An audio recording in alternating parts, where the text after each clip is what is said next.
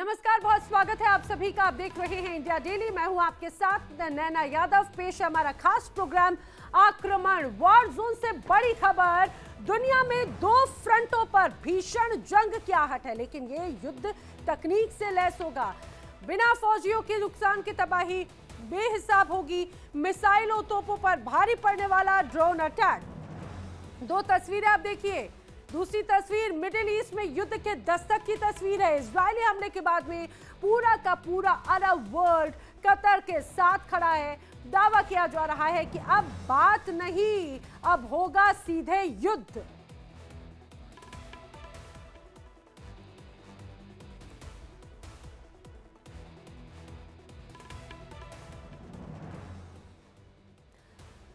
कुछ साल पहले तक दुनिया के ज्यादातर जंग में जीत हासिल करने के लिए अलग अलग बम, मिसाइल, लड़ाकू विमानों को डेवलप करते आ रहे थे। इन हथियारों का डेवलपमेंट अभी भी जारी है, लेकिन युद्ध की दुनिया में एक क्रांति दस्तक दे चुकी है और वो है ड्रोन सुप्रीमेसी। अब जंग होगी बगैर फौज के, बगैर पसीने के और बगैर मैदान में उतरे, क्योंकि अब जंग का जो असली हीरो है वो है ड्रोन। देखिए कैसे एक उड़ता हुआ मशीनी योद्धा बना हुआ है।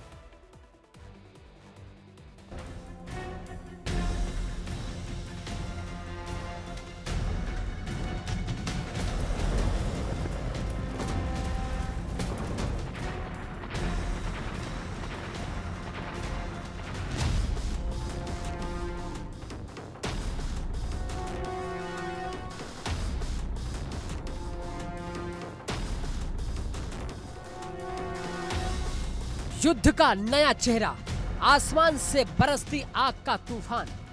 रूस अब यूक्रेन को ड्रोन से दहलाने को तैयार है। यूक्रेन तो कब से ड्रोन से वार कर रहा है। ना टैंक चाहिए, ना फाइटर जेट्स। अब जंग होगी एक मोबाइल फोन जितनी मशीन से।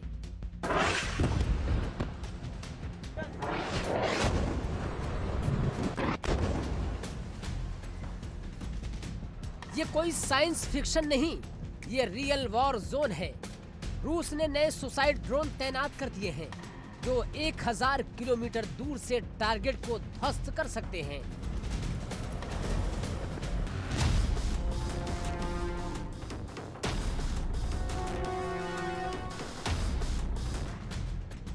यूक्रेन के शहरों पर आसमान से गिर रही आग, और वो भी बिना किसी पायलट के।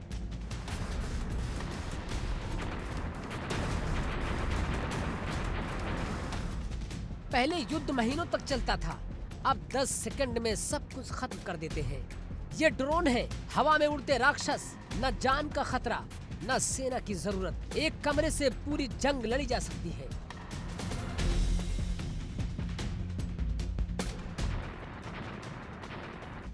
इन्हें रोका नहीं गया तो ये पूरी दुनिया को आग में झोंक देंगे।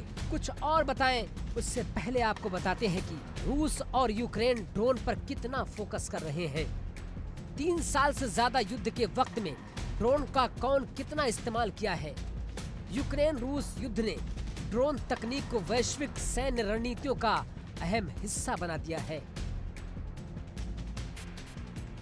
यूक्रेन ने 3 साल से ज्यादा युद्ध के दौरान ड्रोन का इस्तेमाल 80% से ज्यादा किया है, तो रूस ने सिर्फ 20% ड्रोन का इस्तेमाल किया है। यूक्रेन एक दिन में 6500 ड्रोन बनाता है, तो रूस महज 1250 ड्रोन बनाता है। यूक्रेन हर महीने 2 लाख से ज्यादा ड्रोन प्रोडक्शन करता है, तो रूस हर महीने 37,000 ड्रोन का प्रोडक्शन करता है। वहीं अगर साल की बात करें तो यूक्रेन हर साल 24 लाख ड्रोन बनाता है, तो रूस काफी पीछे है, सिर्फ 4.5 लाख ड्रोन बना ही पाता है। लेकिन दोनों देशों का लक्ष्य कहीं ज्यादा है, खास तौर से यूक्रेन का।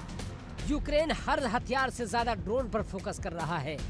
उसका टारगेट 2025 के खत्म होते होते 45 लाख ड्रोन बनाने की जद्दोजहद कर रहा है, तो रूस 9 लाख ड्रोन बनाने की कोशिश में जुटा हुआ है। यूक्रेन ने भी अपनी ड्रोन आर्मी खड़ी कर दी है। 10,000 से ज्यादा कामिकाजे ड्रोन एक साथ उड़ाए जा सकते हैं। यूक्रेन ने ड्रोन को अपने युद्ध का सबसे बड़ा हथियार बना लिया है। सीमित संसाधनों के बावजूद उसने कम कीमत वाले छोटे लेकिन मारक ड्रोन का बेहतरीन इस्तेमाल किया है। ये ड्रोन न सिर्फ निगरानी करते हैं बल्कि हमला भी करते हैं। यूक्रेन की ड्रोन रणनीति ने युद्ध के तरीकों को पूरी तरह बदल दिया है। टेक्नोलॉजी, स्मार्ट प्लानिंग और ड्रोन की तादाद ने उसे भारी ताकतवर रूस के खिलाफ मजबूत बनाया है। यह आधुनिक युद्ध का नया चेहरा है।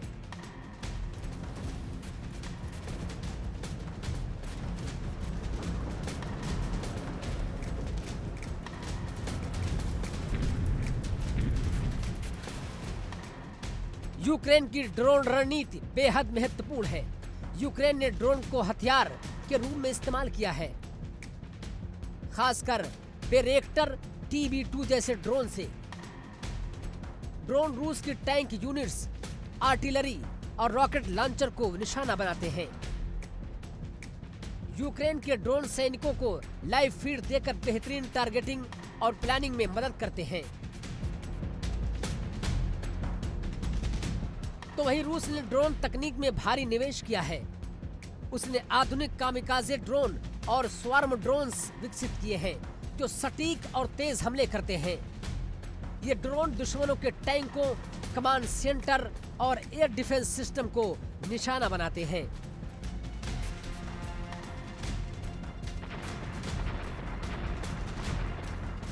रूस ने अपनी सैन्य रणनीति में ड्रोन का बड़ा इस्तेमाल किया है, खासकर कामिकाजे ड्रोन और निगरानी ड्रोन। रूस ने लेंसेट जैसे ड्रोन तैनात किए हैं जो टैंकों, गाड़ियों और महत्वपूर्ण ठिकानों को निशाना बनाते हैं। ड्रोन की मदद से रूस ने गुप्त जानकारी इकट्ठा करने के साथ साथ सटीक हमले किए हैं, जिससे नुकसान ज्यादा भी हुआ है। दरअसल ड्रोन महंगे टैंक या जेट की तुलना में काफी सस्ते होते हैं, इसलिए कम बजट में भी बड़ी मारक क्षमता हासिल की जा सकती है। ड्रोन उड़ाने वाला पायलट खतरे में नहीं होता क्योंकि ड्रोन रिमोट से कंट्रोल होते हैं। इससे सैनिकों की जान बचती है। तो जानिए ड्रोन युद्ध की खासियत क्या है।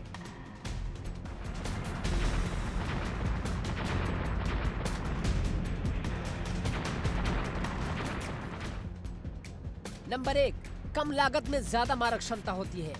यानी ड्रोन महंगे टैंक या जेट की तुलना में काफी सस्ते होते हैं, इसलिए कम बजट में भी बड़ी मारक क्षमता हासिल की जा सकती है। बिना जान का खतरा, ड्रोन उड़ाने वाला पायलट खतरे में नहीं होता है क्योंकि ड्रोन रिमोट से कंट्रोल होते हैं। इससे सैनिकों की जान बचती है। नंबर 3, सटीक निशाना लगाना। ड्रोन में हाईटेक कैमरे और सेंसर होते हैं जो टारगेट को मिनटों में पकड़ लेते हैं और बम गिरा सकते हैं। इससे नुकसान न्यूनतम होता है। तेज और फुर्तीला संचालन, ड्रोन छोटे, तेज और आसानी से उड़ सकते हैं। ये दुश्मन के पीछे भी घुसकर हमला कर सकते हैं जो भारी हथियारों से संभव नहीं। निगरानी और इंटेलिजेंस, ड्रोन सिर्फ हमला नहीं करते बल्कि दुश्मन की हरकतें ट्रैक करने, जासूसी करने और रणनीति बनाने में भी मदद करते हैं।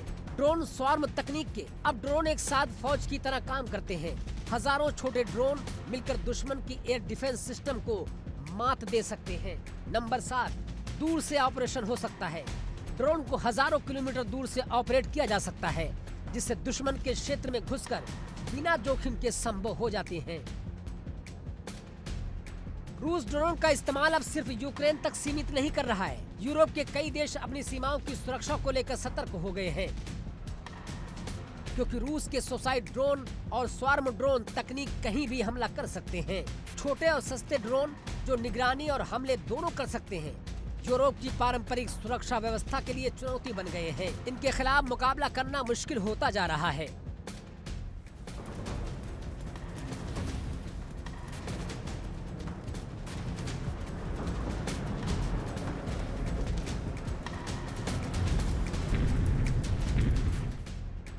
यूरोपीय देश अब अपनी एयर डिफेंस सिस्टम को आधुनिक ड्रोन रोधी तकनीकों से लैस करने में जुट गए हैं। कई देशों ने ड्रोन डिटेक्शन रडार और इलेक्ट्रॉनिक जामिंग सिस्टम लगाए हैं। रूस के ड्रोन हमले ने आतंकवादी हमलों जैसे खतरों को भी बढ़ा दिया है।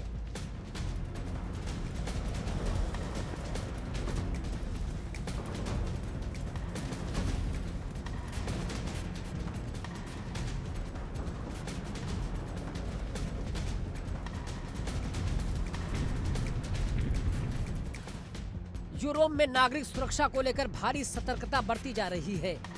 ड्रोन हमलों के बढ़ते खतरे ने रूस यूरोप के बीच तनाव और गहरा कर दिया है। यूरोप रूस से कड़ी प्रतिक्रिया की तैयारी में है। रूस के ड्रोन हमलों ने यूरोप की सुरक्षा व्यवस्था को झकझोर कर रख दिया है। आने वाले समय में ड्रोन रक्षा तकनीक ही यूरोप की सबसे बड़ी ताकत होगी, वरना ये आसमान से खतरा बनकर गिर सकते हैं।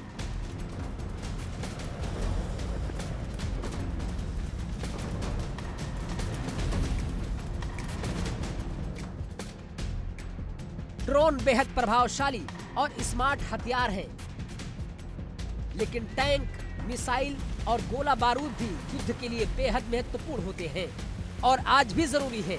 ड्रोन सिर्फ एक सहायक हथियार नहीं, बल्कि एक नया आयाम है, लेकिन पूरी जंग ड्रोन अकेले नहीं लड़ सकते।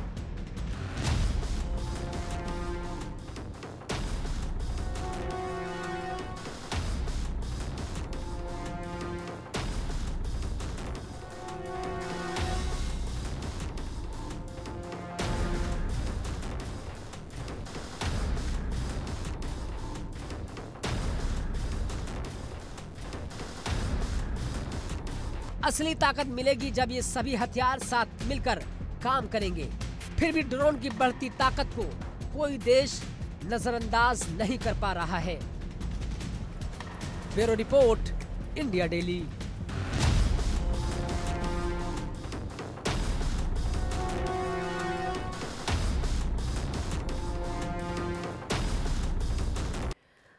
तो इसमें कोई शक नहीं कि इन दिनों अगर देखा जाए एक बड़ी भूमिका युद्ध में अगर किसी हथियार की नजर आती है तो वो है ड्रोन, और इसीलिए सभी देशों में ड्रोन बनाने और खरीदने की होड़ मची हुई है।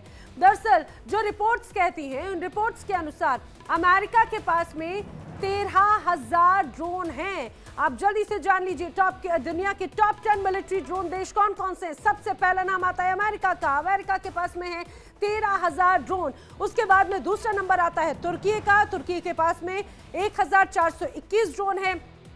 पोलैंड नंबर 3 पर है, जिसके पास 1,209 ड्रोन हैं। रूस के पास में 1,050 ड्रोनों की संख्या है। जर्मनी के पास में 670 ड्रोनों की संख्या है। वहीं इसके अलावा भारत की बात करें तो भारत के पास में 625 ड्रोन है। फ्रांस के पास में 591 ड्रोन्स हैं। ऑस्ट्रेलिया के पास में 557 ड्रोन है। कोरिया के पास में 518, तो फिनलैंड के पास में है 412 ड्रोन। यानी कुल मिलाकर ये देखा जाए तो अभी भी सभी लिहाज में अमेरिका सबसे शीर्ष पर है, ये जरूर कहा जा सकता है। अब इसी तरह से अगर हम देखें, अब आगे बढ़ते हुए बात इजराइल की कर लेते हैं। इजराइल और कतर के बीच में जिस तरह से तनाव जारी है, कतर पर इजरायली हमले के बाद में पूरा का पूरा मिडिल ईस्ट सुलग उठा है। सऊदी और अमेरिका भी इन दिनों नाराज नजर आते हैं। सवाल ये खड़ा होता है कि क्या अब युद्ध तय है?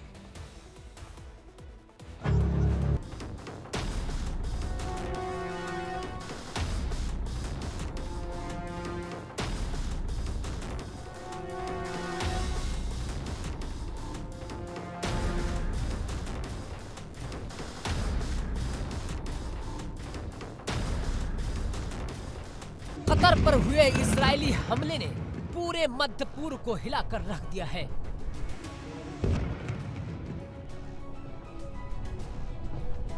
क्योंकि इस छोटे खाड़ी देश पर हमला होते ही अरब जगत की भावनाएं भड़क गई हैं। सऊदी अरब के प्रिंस मोहम्मद बिन सलमान ने इसे खुला उकसावा करार देते हुए कहा कि इजराइल की कार्रवाई क्षेत्रीय स्थिरता को खत्म कर रही है। वहीं अमेरिका ने भी नाराजगी जताई है और वाशिंगटन ने साफ संदेश दिया कि यह हमला हालात को और बिगाड़ सकता है।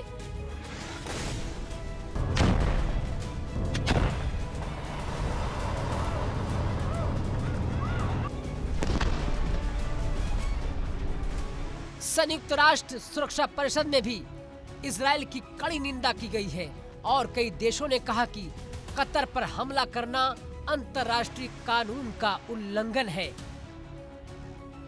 लेकिन इजराइल ने अपने बचाव में वही तर्क दिया। उसने सिर्फ उसी तरह का कदम उठाया है जैसे अमेरिका ने 2011 में पाकिस्तान के एबटाबाद में ओसामा बिन लादेन को मारने के लिए किया था।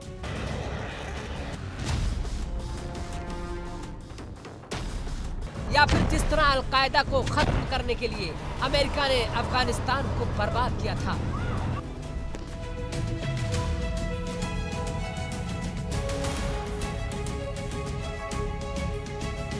इजराइल का कहना है कि कतर आतंकवादी नेटवर्क को पनाह देता है और हम सिर्फ आत्मरक्षा कर रहे हैं, लेकिन ये तर्क अरब जगत को कतई मंजूर नहीं है।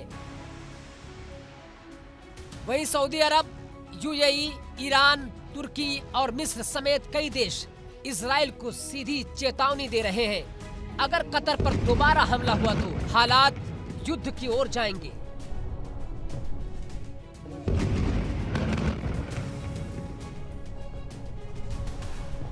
उधर गाजा की हालत यह है कि जगह जगह मलबा पसरा है।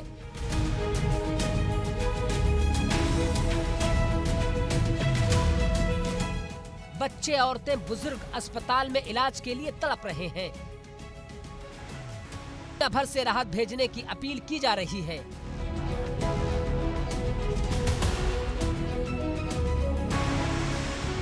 उधर इजराइल के प्रधानमंत्री का बयान आया कि हम कतर के खिलाफ अपने ऑपरेशन को वहीं तक सीमित रखेंगे जहां तक हमारे दुश्मन छिपे हैं। इस बयान ने अटकलों को और हवा दे दी है कि क्या इजराइल अभी और हमले करेगा।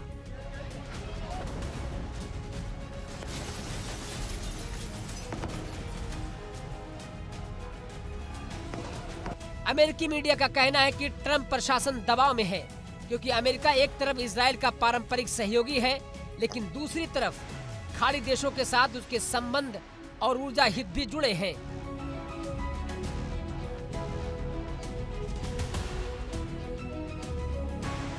यूरोप भी बटा हुआ है।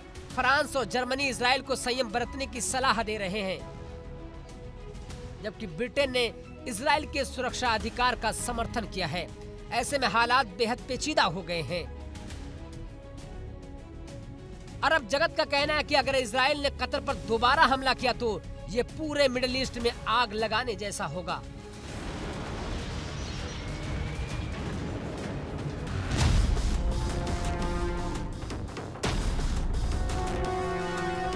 और फिर ये जंग सिर्फ इजराइल बनाम फिलिस्तीन नहीं, बल्कि इजराइल बनाम अरब जगत बन जाएगी।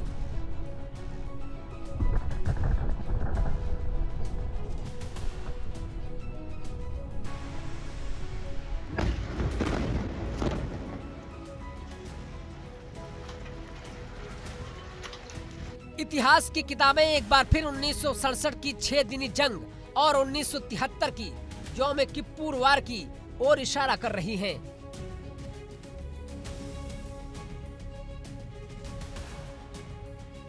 जब अरब देशों और इजराइल की भिड़ंत ने पूरी दुनिया को हिला दिया था, इस बार फर्क ये है कि ईरान सीधे इजराइल के खिलाफ मैदान में उतर सकता है और हिजबुल्लाह, हूती, विद्रोही और कई गुट पहले से भी सक्रिय है। इजराइल के पास अमेरिका की आधुनिक तकनीक और हथियार है। ऐसे में टकराव की कीमत पूरे क्षेत्र को चुकानी पड़ सकती है। कतर हमले के बाद तेल बाजारों में भी हलचल बढ़ गई है। कच्चे तेल के दाम उछलने लगे हैं। पूरा वैश्विक अर्थव्यवस्था पर असर पड़ सकता है। सवाल यह है कि संयुक्त राष्ट्र शांति की पहल कर पाएगा या नहीं, क्योंकि सुरक्षा परिषद में अमेरिका और रूस के बीच तनातनी पहले से ही चल रही है। रूस और चीन खुले तौर पर इजराइल की कार्रवाई पर सवाल उठा रहे हैं, जबकि अमेरिका बैकफुट पर खड़ा नजर आ रहा है।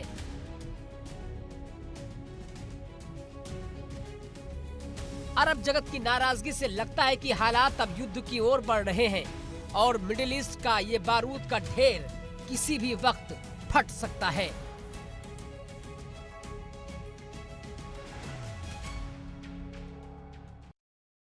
तो किस जिस तरह से कतर के दोहा और इजराइल के बीच में एक अलग संघर्ष नजर आता है। कतर के दोहा में इजराइल हमले के बाद में सवाल उठ रहा है कि क्या कतर भी ईरान की तरह इजराइल पर हमला कर उसके हमलों को जवाब देगा। हालांकि अरब देशों के लिए ऐसा करना आसान नहीं है।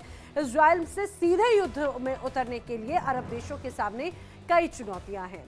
चुनौतियां किस तरह की? दरअसल कतर की राजधानी दोहा में करीब 10 हमले अभी तक हुए हैं। कतर पर हमला अभी तक क्या क्या हुआ, ये जल्दी से मैं आपको बता देती हूँ। 6 लोगों की इस दौरान मौत हुई है।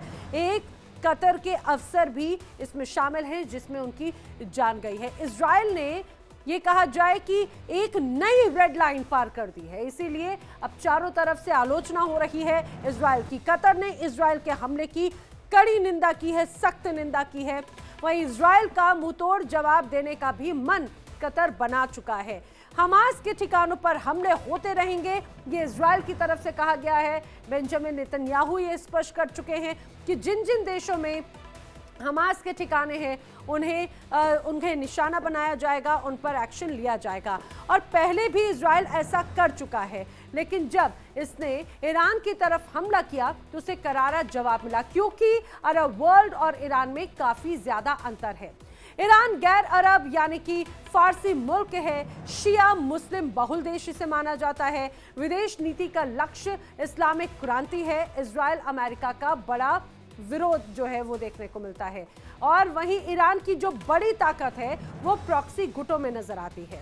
हिजबुल्लाह, हुती, इराकी शिया मिलिशिया डिनेबल प्लॉसिबल के तौर पर यहाँ पर ये रहते हैं, यहाँ पर काम करते हैं।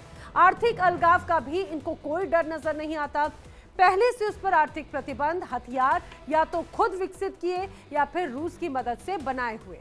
ईरान कई मोर्चों पर अरब देशों से बेहतर इजराइल पर हमला करने के लिए इजाजत नहीं लेता है। ईरान नीति में यह फर्क है, आप समझ सकते हैं। इस पूरे हमले के बाद में अरब के सभी देशों ने कतर का समर्थन और इजराइल की निंदा करनी शुरू कर दी, लेकिन अभी तक इजराइल के हमलों का जवाब नहीं दिया जा सका। सवाल बना हुआ है कि क्या ईरान जैसा दम ताकतवर अरब देश दिखा पाएंगे। इसका जवाब ढूंढने के लिए हमें अरब देशों और ईरान के बीच के फर्क को समझना होगा कि आखिर इन दोनों देशों के बीच में फर्क क्या है। दरअसल ईरान अरब देशों की क्षमताएं एक जैसी नहीं हैं। ज्यादातर अरब देश अमेरिका पर निर्भर हैं। अरब देश को सुरक्षा की गारंटी देता है यूएस। हमले के बाद की सुरक्षा की गारंटी का आकलन जो है वो किया जाता है।